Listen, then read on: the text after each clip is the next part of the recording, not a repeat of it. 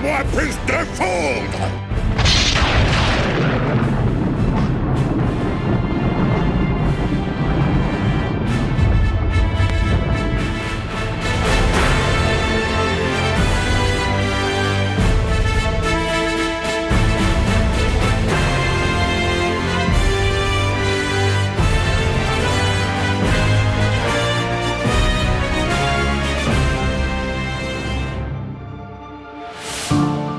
Fille d'une des nombreuses conquêtes de Zeus.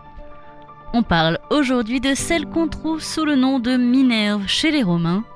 On parle d'Athéna. En réalité, Athéna est la fille de la toute première femme de Zeus, Métis, une océanide qui est à la base la déesse de l'ingéniosité. Mais Métis, elle n'a pas fait long feu. Un oracle a déclaré que si l'enfant qu'elle portait était un fils, eh bien ce fils détrônerait Zeus. De la même manière que Zeus avait lui-même détrôné Cronos, son propre père, et que Cronos avait lui-même détrôné son propre père à lui, Ouranos. Et bah du coup, Zeus, il décide de mettre en place la même stratégie que son père Cronos à l'époque. Preuve que ça a bien marché, hein. Cette stratégie, c'est de bouffer le danger. Si, rappelez-vous, Cronos, il a mangé tous ses enfants pour pas se faire détrôner. Résultat, il a été détrôné. Et même si Zeus affirmait que Métis le conseillait de l'intérieur de son ventre, eh bah, je suis pas sûre qu'il ait eu assez d'intelligence pour retenir que cette stratégie, elle était déjà vouée à l'échec.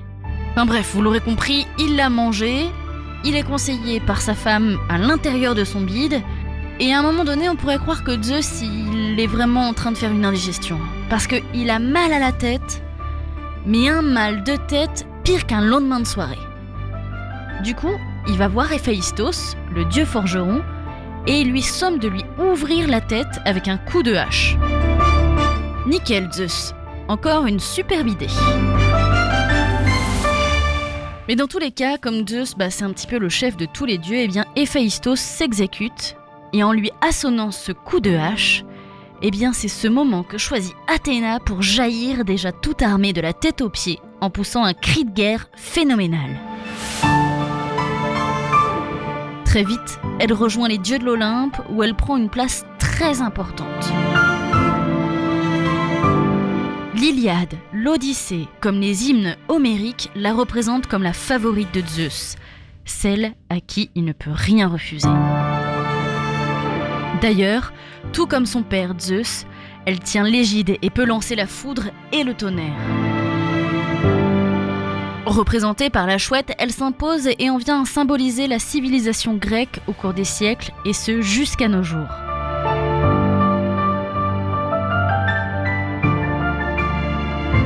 Même si elle est née toute armée, Athéna au temps de paix ne porte absolument aucune arme. Et quand elle en a besoin, elle emprunte généralement celle de Zeus. La chance. Athéna, elle décide de rester vierge et n'a donc aucune conquête connue à ce jour. D'ailleurs, elle est un petit peu sévère, voire limite frigide avec ça. Je pense d'ailleurs que c'est pour ça que Zeus l'aime bien. Si lui peut pas l'avoir, personne ne peut l'avoir. Si Athéna est une déesse civilisatrice, elle manque un peu parfois de civilité. Et oui, on se rappellera toujours de ce que la gorgone Méduse a enduré. Vous vous souvenez pas ? Je vous rafraîchis la mémoire. Il fut une époque où Méduse avait une chevelure resplendissante. Elle attisait l'amour et l'attirance tout simplement charnelle d'autres dieux. Du coup, Poséidon, qui est un petit peu chaud, décide d'embarquer Méduse directement dans le temple d'Athéna. Une fois le lieu d'intimité trouvé, Poséidon viole tout simplement Méduse. Athéna, outrée de ce comportement, ne va pas non plus punir Poséidon, mais va punir Méduse. Et c'est donc bien Athéna qui va changer la chevelure exquise de Méduse en chevelure de serpent. De toute façon, à l'époque, tout était la faute des femmes. Par exemple, là, le viol de Méduse, c'est la faute de Méduse, c'est elle qui en pâtit. Mais dans l'histoire, on peut aussi lire que Poséidon et Athéna se bataillaient pour avoir la protection d'Athènes. Pour avoir les faveurs du peuple, Poséidon fait apparaître une source d'eau salée. Athéna, elle, choisit de faire apparaître un olivier. Et à ce moment-là de l'histoire, tout le monde, absolument tout le monde, pouvait voter, même les femmes. Et les femmes, elles préfèrent l'olivier. Et elles remportent le vote à 1 voix près.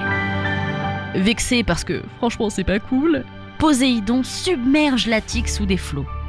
Et pour apaiser sa colère, les Athéniens doivent imposer 3 punitions aux femmes. La première, les femmes n'auront plus le droit de vote. La deuxième, aucun enfant ne portera le nom de sa mère. Et enfin, la troisième, les femmes ne seront plus appelées athéniennes. Et Athéna, là, elle n'a d'autre choix que de laisser faire. Du moins, j'imagine.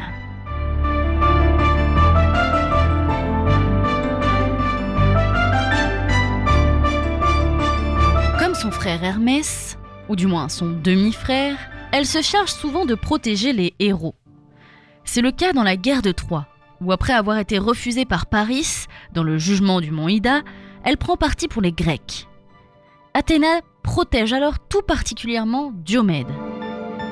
Après la guerre, elle va protéger Ulysse et surtout Télémaque sur les traits du mentor. Elle aide aussi Héraclès à accomplir ses 12 travaux et Persée à tuer Méduse. Après lui avoir transformé les cheveux en serpent, elle utilisera d'ailleurs la tête de Méduse pour décorer son égide. Trop fun, wouhou! Contrairement à Arès, dieu brutal, dieu de la guerre, surnommé le buveur de sang, Athéna, elle, incarne l'aspect plus ordonné de la guerre. La guerre qui obéit à des règles, celle qui se fait en certains lieux, à certaines périodes et entre les citoyens. Le combat à proprement parler. Si on a pu voir ensemble d'ailleurs dans le portrait d'Arès que ces deux-là se battaient souvent l'un contre l'autre, Athéna, elle, n'a jamais perdu une bataille face à Arès. Bah oui, elle possédait toujours une meilleure connaissance de la stratégie. Mais outre la stratégie, Athéna, elle est pleine de ressources. Enfin, visiblement, puisqu'elle est la sagesse, la guerrière, elle a aidé les hommes pour les dons de techniques agricoles, elle est la protectrice des artisans et des travailleurs, tout ce qui est cousu et filé, c'est aussi son domaine, elle est la protectrice de la santé familiale. Bref, Athéna, c'est un petit peu le sang, quoi. Même si finalement, comme tous les dieux et déesses grecs de l'Olympe, elle est un petit peu susceptible. Par exemple, elle va transformer Arachné, une jeune femme originaire de Lydie, qui va se vanter de mieux tisser qu'elle en araignée.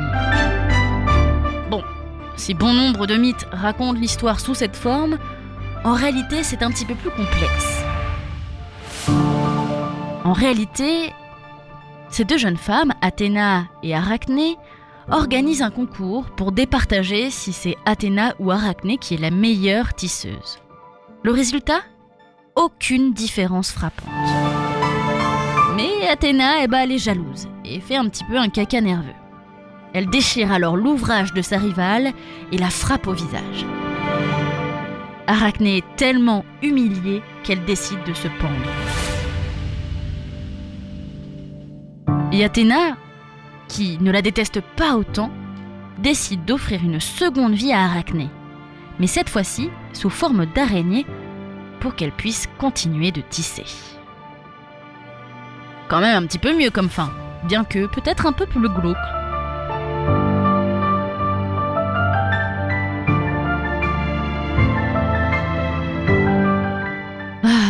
Athéna, Athéna, Athéna. Visiblement une déesse qui a tout pour soi.